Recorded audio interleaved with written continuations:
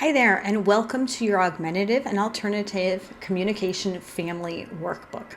I'm so excited that we're going to start going through this book together. If you have a child or loved one or student or relative or any kind of family member that you love and care for and really want to help them with communication, then this is the right workbook for you.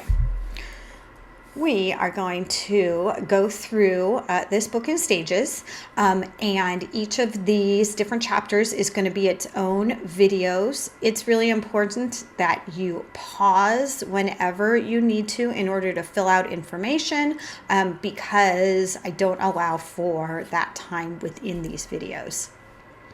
So let's just start with a big welcome. I know that you have an amazing child full of life and wonder and love, and you want to know more about the things that are inside your child's heads. There's a lot of different reasons why some children don't speak, or they don't speak very clearly, or they can't have full conversations at this time. Some of these kids will, over time, be able to communicate more and more verbally. But right now, we want to figure out how can we best help your child communicate so that they can live their fullest life possible. Research shows over and over that there really are some critical language times to life when we really want to make sure that your child is getting as much exposure to language, no matter what, in what form, whether it be verbal, sign language, or using visual supports, but something in order to help them communicate best. And we're so lucky that we live in a time and an era when so many things are possible for a very inexpensive or sometimes even free or through insurance, depending on what kind of system you're going for, to help our child in order to communicate. So let's start with section number 1, which is all about communication.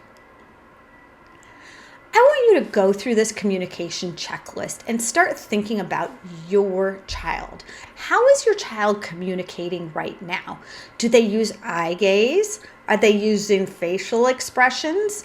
Do they use gestures? Those are more like, broad hand things, like this kind of thing, as opposed to pointing, which is very direct and straight towards the thing that they want. Also, that's different than sign language, which is an actual language with actual vocabulary, right? So we have dog, we have apple, we have candy. Those are sign language signs. Writing. Is your child able to pick up a pencil or a pen or a marker and actually write words that other people understand? How about drawing? That's not even on this list, but if your child can draw something as a way of communicating with you and you know what they're drawing, then add that on here. Pointing to objects, handing you something. For example, if your child wants a drink and they hand it to you, then you should check that one off. Now, a lot of kids will use pushing, grabbing, or throwing in order to communicate. A lot of times they're communicating, I'm mad, I'm upset, I'm angry, and they use that as just one of their many types of communication. Now, just about all children use some kind of crying or laughing or involuntary type of communication. Even our youngest babies use something in order to be like, I'm uncomfortable, or I'm in pain, or this is silly. Pointing to pictures. This is another skill. Does your child know and understand what different pictures are in order to point to them to try to tell you something? Pressing buttons that speak. Now, sometimes this looks like an actual button that you'll press and it will say, "Hi, how are you?" Or, "My name is Mikey," right? Sometimes it's that, but sometimes pressing a button might be on a tablet where they press a button in order to have it say something. And then finally, does your child use speech in order to communicate? Words, verbal words coming out of their mouth. So take some time, go through this list, decide what are some things that your child is currently doing, and then go through again and get an idea of what % of the time they're using that. For example, if your child is mostly handing you objects, then maybe you want to say that about 70% of the time you feel like that's how your child is communicating. Or if your child primarily seems to communicate by pushing and grabbing and throwing, then go ahead and put in, 60% of the time that's how they communicate. See if you can figure out just a rough estimate what % of the time they're using all these different communication methods. And then after you fill out that page, come back to the video and we'll move on to the next page.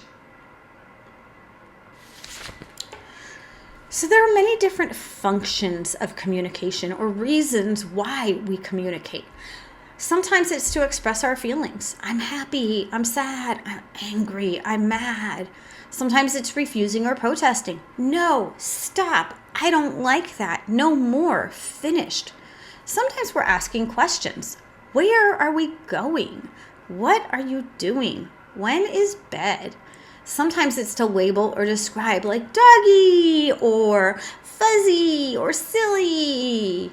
Sometimes our communication is just about social routines, which are very culturally based. So it might be the please and thank you, or the hi, how are you, or hello, goodbye. Those are all social routines. Commenting is something like, I don't like this, or that is weird. Sharing experiences often is in the form of stories. Remember when we went to get ice cream? And then finally, requesting is actually asking for something through your mouth, through your body, or just through your eye gaze.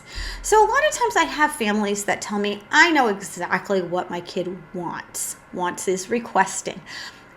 I know what they want. They just let me know by handing me the object or pointing to it or leading me to it, something like that. So what I would do on this communication wheel for requesting then is I would take a pen or colored pencil or a marker and I would color all the way up to, 4 or 5, depending on how well I feel like they request.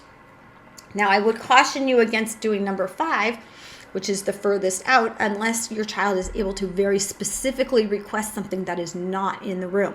If your child can only request things that they can lead you to, then that may be more around a 3 or a 4. If your child can say, I want chocolate chip ice cream with mint sprinkles from that one store we went to last week, that's definitely a 5. And then I want you to go through and for each of these areas, decide how well can your child use that function of communication. 0 is they can't really do it at all. You don't feel like they're able to ask you any questions, for example. Whereas maybe they've got some good social routines of waving, right? That's a great social routine, but that might be the only thing they do for a social routine. So maybe you want to give them credit for, like 1 on there. And then you're going to finish up, get all of those. You can make them different colors. You can make them all the same color. And then take a look at your wheel and decide, where does your child need the most help and what do you feel like is the most important? For example, you might find that asking questions is the lowest for them, that they really have a hard time asking questions. However, you know your child and you might be like, yes, that's something they really do need to work on eventually. But right now, what's most important is that they are refusing and protesting in an appropriate manner because we're getting really tired of the pushing and shoving. That's just an example. So go ahead and fill out your form and then meet me back here for the next page. All right, this next page is really just something to get us in the mood that words are, in my not so humble opinion, our most inexhaustible source of magic. And we are so lucky to live in a time and place where even if your child has very few or no spoken words, we can help provide them with words that might be hidden inside their brains. So we need to figure out what are the most important words that you think your child would want to be able to say if they could. So on these lists, you're going to go through and you're going to write down the different people. Feel free to add more than just this number of spaces.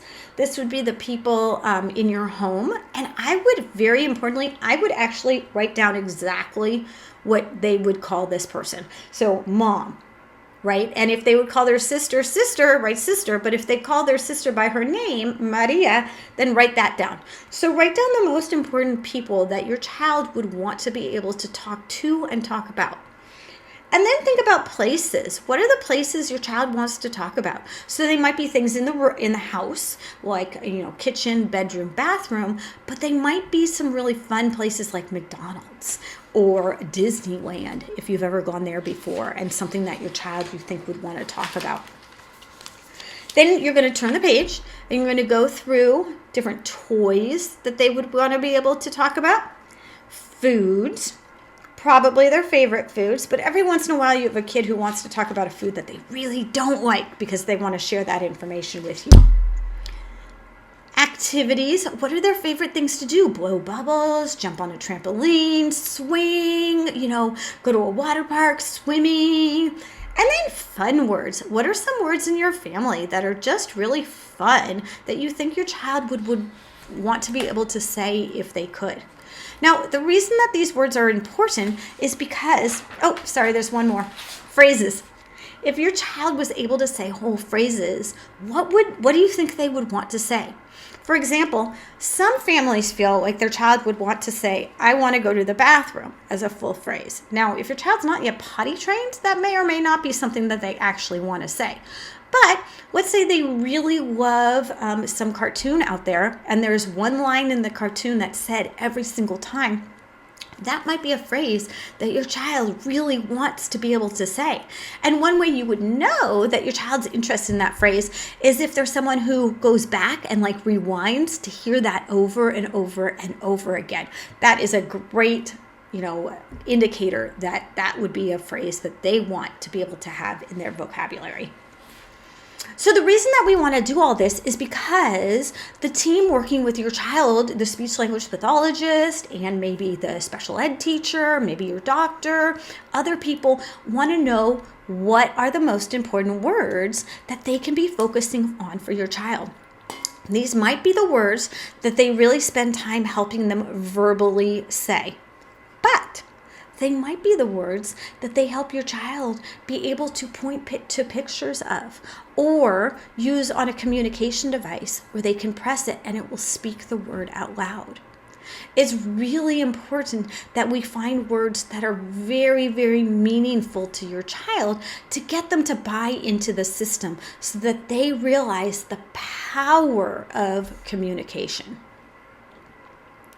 Finally, once you finish all of those important words, you're going to go on a little dream, right? Think about your child as a young adult. So maybe when they're 18 or 21 years old and they're just finishing up school.